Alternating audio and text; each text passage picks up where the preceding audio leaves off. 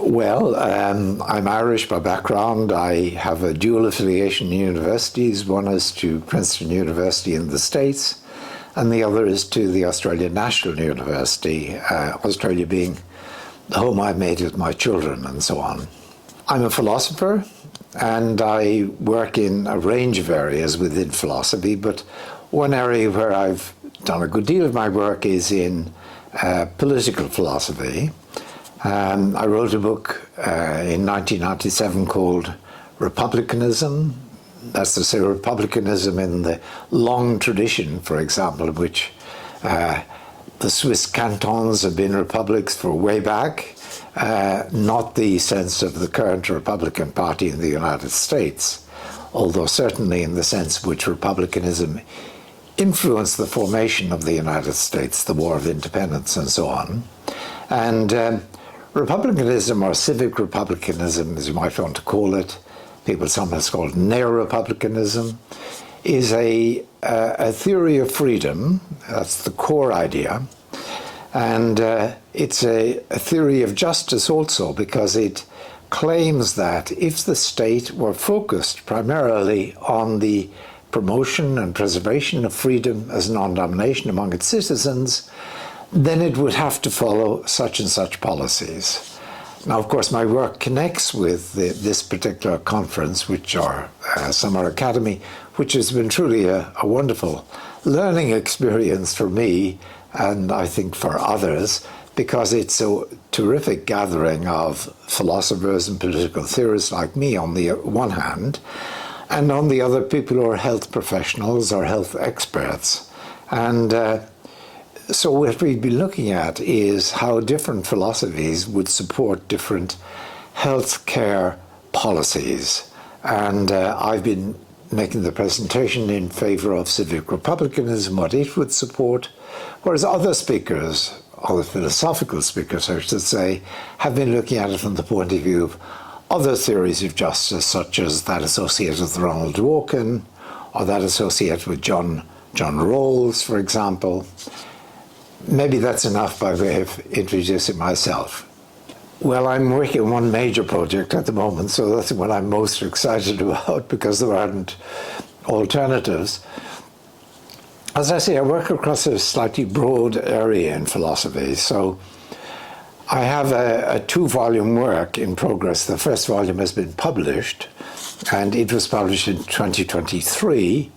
It's called The State, and that's a reflection on how we should think of this institution, the polity or the state, and how we should think about its function, whether it be democratic or undemocratic. Is there a function that you can associate with the state, or at least the state that falls short of being a reign of terror? And I argue actually that there is, that the reasons for saying that the function of the state is to establish a system of law under which the subjects of that law know where they stand vis-a-vis one another. They know what they can do and cannot do with impunity, but they also know where they stand vis-a-vis the authorities who lay down the law. Now, I think that's the function of the state, whether it be democratic or undemocratic. That is the essential function. And I think in order for a state to discharge that function as well as possible, two, for example, constraints are essential. One is that it follows rule of law process, due process, as people sometimes call it. In other words, the rule is not ad hoc, case by case, with possible discrimination, but it's rather impersonal in the sense that each citizen really stands as equals before the law. And the second is, of course, that no elements of the state go rogue. Not the military, not the police, for example, not indeed even the diplomatic service. They are all as a unity. They're unified by constraints or whatever, so as to pursue the same goal, and essentially that's of entrenching and defending and representing internationally the system of law associated with the polity.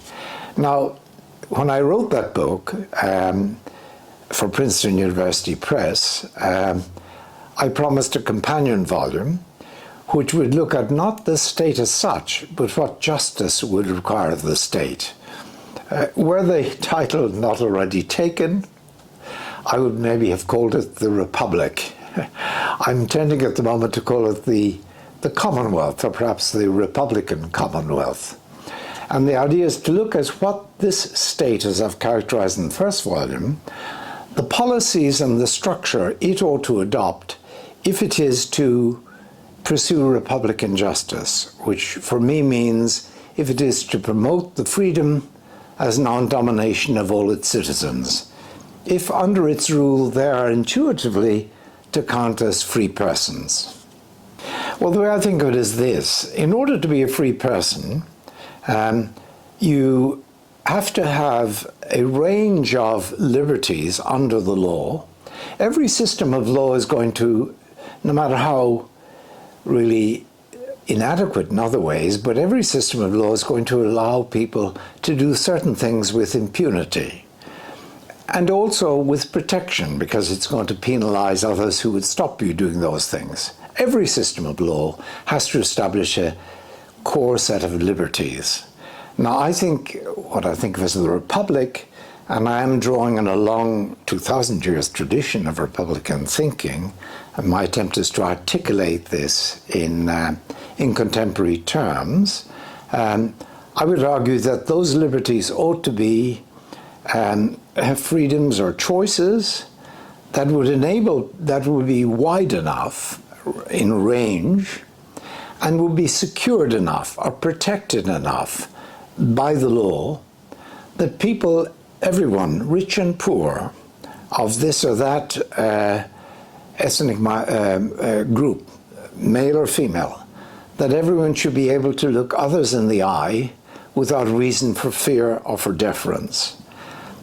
In order to be a free person in this Republican image, that's the basic test. You have to have enough liberties under the law, and you have to have sufficient security under the law and the exercise of those liberties, not to have to toady or phone or bend the knee or kowtow to others. You may choose to do that, of course, because you like them or you revere them, but you're not constrained to do it. You are your own man or your own woman. Now, what that requires is two things within the state, putting aside the global requirements and relations between states. Within the states, it requires two things. One, it requires that the laws do indeed provide this safeguarding for individuals vis-a-vis one another and vis-a-vis the private associations, for example, the corporations that they form. But the other requirement, that's a sort of horizontal requirement on how people should be safeguarded against one another, but there's also a vertical requirement which has to do with how they should be safeguarded against those who are actually in power. That's what I think of as vertical or political justice versus social justice or horizontal justice. And the book is going to be exploring both of those. Of course, political justice connects very strongly with conceptions of democracy and of the rights of people vis-a-vis government. And social justice connects with what we ordinarily think of as what we're owed in justice by other people.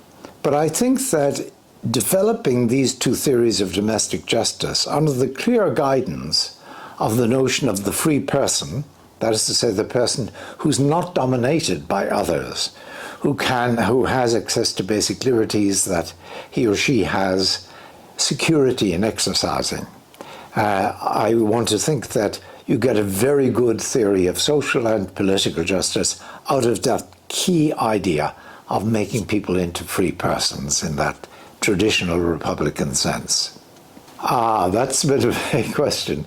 I've currently written about 1/3 of it. What I like to do actually is relate the work I'm researching on with my graduate seminars. And so, for example, this semester coming, that's to say the fall semester in Princeton, and indeed the spring semester when I'll be back at the ANU, I will be teaching and supervising students in the area of this second volume.